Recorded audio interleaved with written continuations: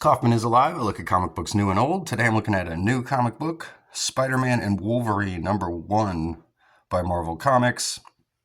Spider-Man, Wolverine, the two most popular Marvel characters, so let's put them together in a book.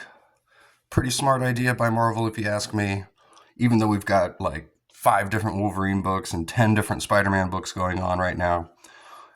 Probably an underestimation too on my end. There's probably even more than that, but this is one I've been looking forward to because we've got Kaare as the artist on this book. He's one of my favorite current comic book artists. He's done, he did this whole Amazing Fantasy series, which I highly recommend. I did reviews of the first few issues. I'm still getting around to finishing this, but lots of Spider-Man in here, some Wolverine. Kaare actually did these painted covers as well that look like some Frank Frazetta paintings, sci-fi paintings from the 70s. So big fan of Kaare style here. He did this awesome variant cover for Wolverine #1 as well. Looks a lot like the same image, honestly, just kind of flipped. But I love his Spider-Man. Looks heavily influenced by Todd McFarlane. I love this Wolverine too that he's got. I mean, his style would have fit in the 90s with a lot of those extreme artists, and like Todd McFarlane here, you can really see the influence on Spider-Man there. Love the city in the background too. Kaare does not skimp on his backgrounds at all. Even here on the cover, there's this really cool cathedral here. And I love the opening page as Wolverine battling all these Hydro bots here. He's meeting up with this secret operative, Bill Brainscum. He's it says a career spy intelligence agent. He's got some information for Wolverine, and he wants him to go on this mission to find these protocols that have a list of all the double agents in the world, which seems kind of ridiculous, but that's what he wants Wolverine to go find. He says that he's just learned S.H.I.E.L.D's got its oily hands on it a while back, and Wolverine's mentioning S.H.I.E.L.D's been disbanded. And Bill's like, well, that's the problem. The database is the intel equivalent of a loose nuke. It not only reveals the true identities of all undercover agents, but past and present. It also includes records of virtually every mission those agents went on. So they'll all be dead and ruined if it falls into the wrong hands. So Wolverine's out to go find it. And Spider-Man, he's on a date with Shay, his new girlfriend. And he's always lying to her in every single issue I see him in.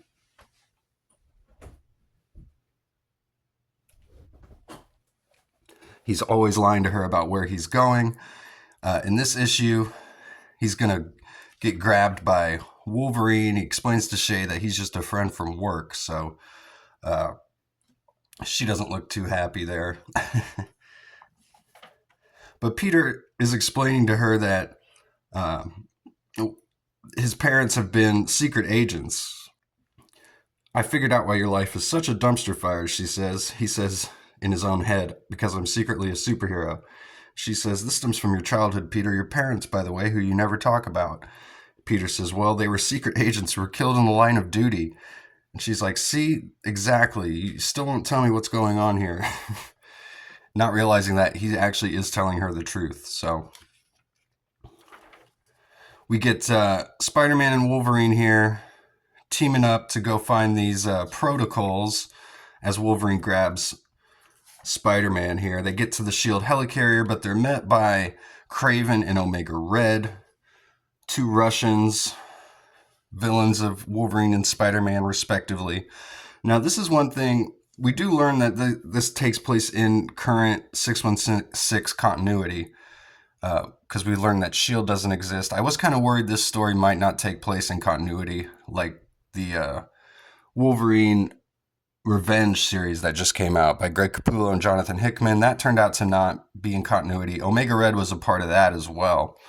But I wanted to bring it up just because Omega Red, the last time we saw him in the 616, he was actually a good guy on X-Force, teaming with Wolverine. And now he's just suddenly a bad guy again, another generic bad guy. So that's kind of funny. That always seems to happen in comics. You might get a writer who works on, 30 or 40 issues trying to reset a character, progress a character, even turn a character like Omega Red. And then once you're off the book, or even in a whole nother series, you could have another writer come in and just completely change everything you've done and retcon everything you've done to change that character. That's kind of what we get here. And we actually get it with another character even later here in the book. So Wolverine starts fighting Kraven and Spider-Man's fighting Omega Red. I like that. Wolverine gets knocked down into a hole here. I really like the artwork on this page. All the black, the mouths here look like, kind of reminds me of Joe Maggioria's style here at points as well. I feel like Kaare Andrews takes influences from just, everything he's been influenced by and puts it into his artwork. And you can kind of glean some of those influences throughout here. I feel like he makes it kind of obvious too sometimes. But we see Wolverine, he's in the grave, the Kraven's last hunt grave, where here lies Spider-Man, but it says here lies Wolverine. And then Spider-Man finds himself escaping from Weapon X. And this is kind of goofy because he's got the Spider-Man mask on underneath the Weapon X helmet. But so they've traded places here. So we got Wolverine going through everything Spider-Man's been through and vice versa. We've got Mariko here, Wolverine's ex-love, and she gets killed by Green Goblin here in this awesome page. I love this like Rob Liefeld influence panel here with just her face is all blacked out, but you can see her mouth and eyes as her neck snaps, and there's just this incredible looking Green Goblin here.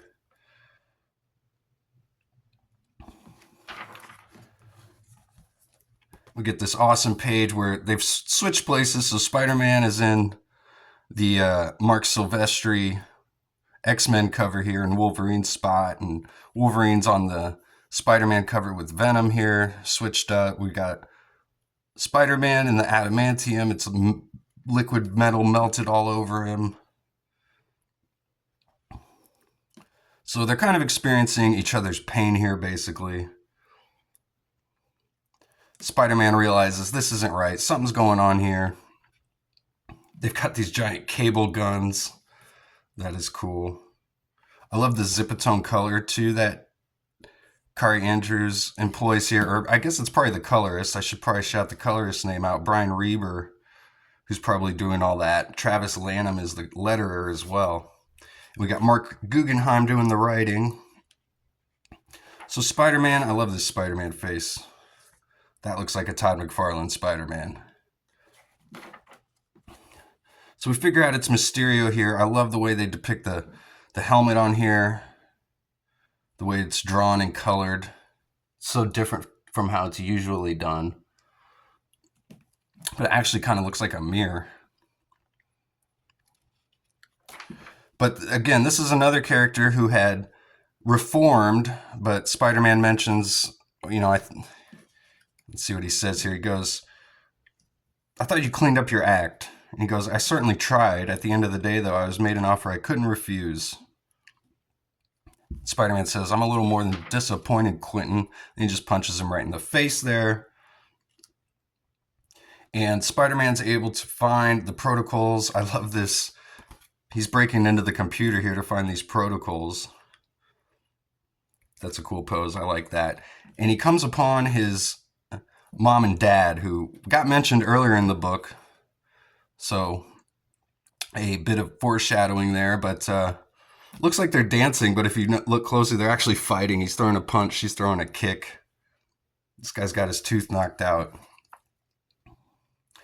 So Spider-Man learns the secret that Wolverine, Logan, was on a secret mission, and he's the one that actually killed or got Peter's parents killed in this plane crash. So they ask, what the hell are you doing? He says, my job. And there's this transmission from the plane here, this security camera footage.